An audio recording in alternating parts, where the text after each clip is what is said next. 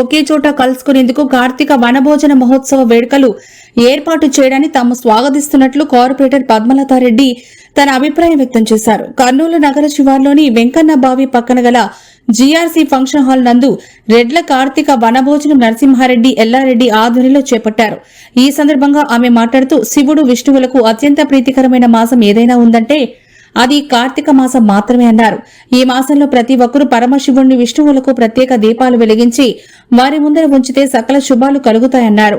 అనంతరం doctor KV Subbareddy విద్యాసంస్థల అధినేత సుబ్బారెడ్డి మాట్లాడుతూ ప్రస్తుతం అనేక ప్రాంతాల్లో ఈ వనభోజనాలు ఏర్పాటు చేస్తున్నట్టు చెప్పారు.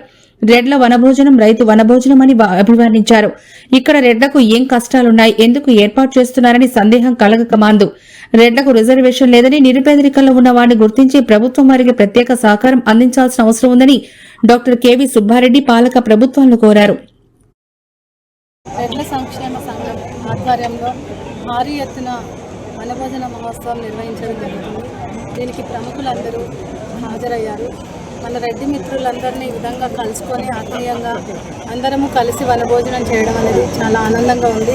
శివుడికి విష్ణువుకి ఇద్దరికి ప్రీతికరమైన ఈ కార్తీక మాసంలో ప్రతి ఒక్కరూ కూడా దేవుణ్ణి బాగా పూజిస్తూ దీపాలన్నీ దేవుడి ముందు అర్పిస్తూ ఇలా అందరూ కలిసి వనభోజనం నిర్వహించుకోవడం చాలా చాలా మంచిది.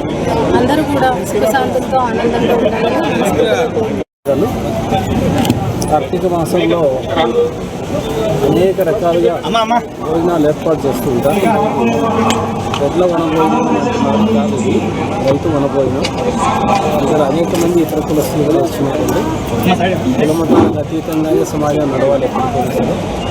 ఏ కులం కూడా పెద్దది కాదు, ఏ కులము చిన్నది కాదు. సో మన సమాజంలో అందరం కలిసి ఉంటేనే కలుస్తున్నాం. ఆ దృష్ట్యా ముందు అయితే కులరహితమైనటువంటి వనభోజనాలు జరగాలని ఆశిస్తున్నాం.